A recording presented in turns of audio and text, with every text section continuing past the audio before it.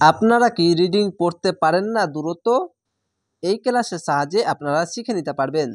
যেরকম এখানে গুণনার নাম বা গুণনা কিভাবে হবে, কোথায় কয় আলিফ টেনে পড়তে হবে এবং কোথায় থামতে হবে বা মিলিয়ে পড়তে হবে, কোথায় থামলে কয় আলিফ টেনে পড়তে হবে বা কোথায় কয় আলিফ টেনে পড়তে হবে না, এই বিষয়গুলিও এই ভিডিওর সাহায্যে শিখে নিতে পারবেন। তো অবশ্যই শুরু থেকে শেষ পর্যন্ত ভিডিওটি দেখবেন, ইনশাল্লাহ অনেক দ্রুত রিডিং পড়তে পারবেন। প্রথমে এই শব্দটি রিডিং পড়ব, আবার বানান করে পড়ব, আরেকটিবার অনেক দ্রুত রিডিং কিভাবে পড়তে হবে এই বিষয়গুলিও জানিয়ে দেব। তো অবশ্যই শুরু থেকে শেষ পর্যন্ত ভিডিওটি দেখবেন।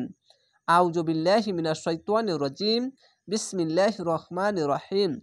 ফাআম্মাল,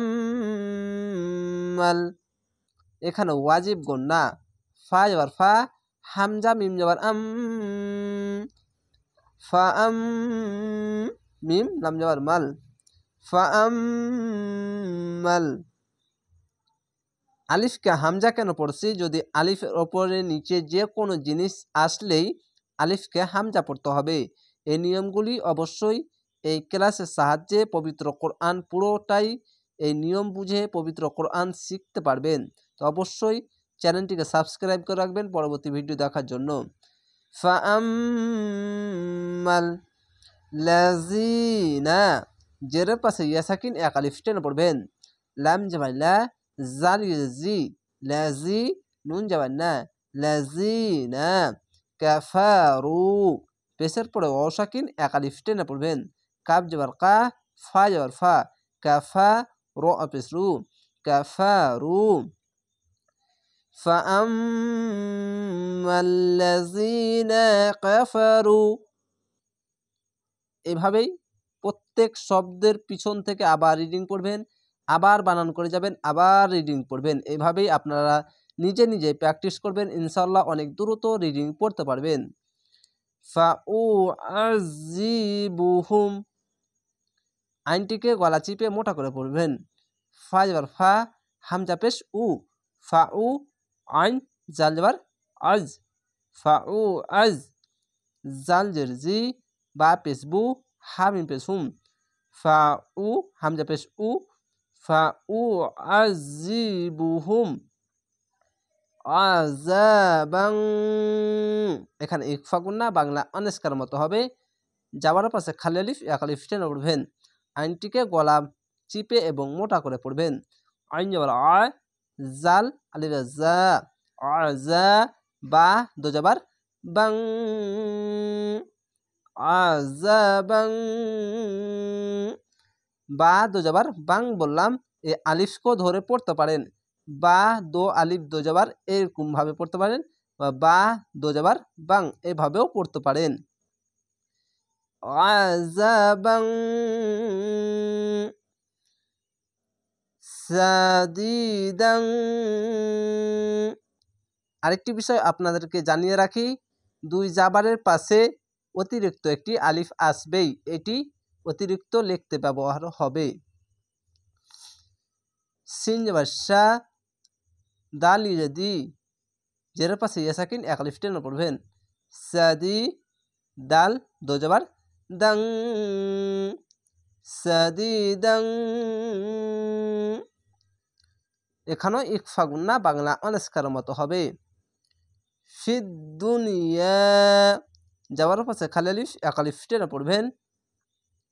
ফা দালদের ফিদ, দাল নুন পেশ দুন, ইয়া আলি জর ইয়া, ফিদ দুনিয়া ওয়াল আখিরাতি, এখানে যা আছে, তো এখানে জায়ের জায়গায় মিলিয়ে পড়তে হবে, তার জন্য তাজের তি আছে, তি বলেই পড়তে হবে।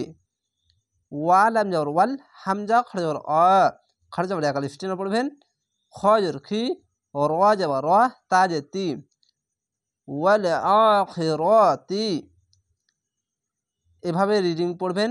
এখানে মিলাতে হবে বা এখানে থামতে হবে না, তার জন্য মিলিয়ে পড়লে এভাবে মিলিয়ে পড়বেন। ওয়াল আখিরাতি ওয়া মা লাহুম মিন নাসিরিন, এখানে এটাই হচ্ছে নিয়ম। এখানে থামবেন না, মিলিয়ে পড়বেন। একেই বলে মিলানো ভালো। আরেকটি বিষয় এখানে কেন বুঝাচ্ছি, জায়ের জায়গায় মিলানো ভালো, তার জন্য মিলিয়ে পড়বেন। যদি থামার জায়গায় হতো তাহলে এই গোল তাকে হা পরিবর্তন, থামতে গেলেই গোল তাকে পরিবর্তন করে হা পড়তে হয়, রহ রহ এভাবে থেমে যেতে হয়। এরকম হবে ওয়াল আখিরাহ, এভাবে থেমে গেলে হা হয়ে যায়। তার জন্যই আমি এখানে বারবার বলছি, এখানে যা আছে জায়ের জায়গায় মিলানো ভালো, তার জন্য তাজে তি আছে, তি বলেই পড়ে যাবেন। আশা করি আপনারা বুঝতে পেরেছেন এই বিষয়টি।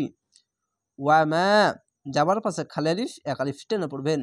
ওয়া যাবার ওয়া, মিম আলিফ যাবার মা, ওয়ামা লাহুম।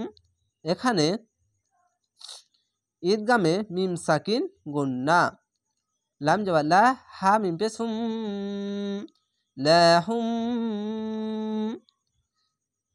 মিন নাসিরিন।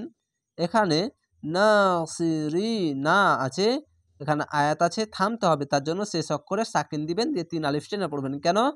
জেরের পাশে ইয়া সাকিন, 1 আলিফ টেনে পড়তে হয়। শেষ অক্ষরে সাকিন দিলে 1 2 3 তিনটি অক্ষর 3 আলিফ টেনে পড়বেন, মাদ্দে আরজি হবে। এখানে ঈদগামে বা গুন্না, মিম নুন জের মিন, নুন খারজ না, খারজ 1 আলিফ টেনে পড়বেন। সদ জেসি, রোয়া ইউজরি, নুন যাবার না, মিন নাসিরিনা, মিন নাসিরিন। আশা করি আপনারা বুঝতে পেরেছেন। এভাবে ক্লাসগুলো দেখেন, অনেক দ্রুত রিডিং পড়তে পারবেন এবং এভাবেই প্র্যাকটিস করলে অনেক দ্রুত রিডিং পড়তে পারবেন।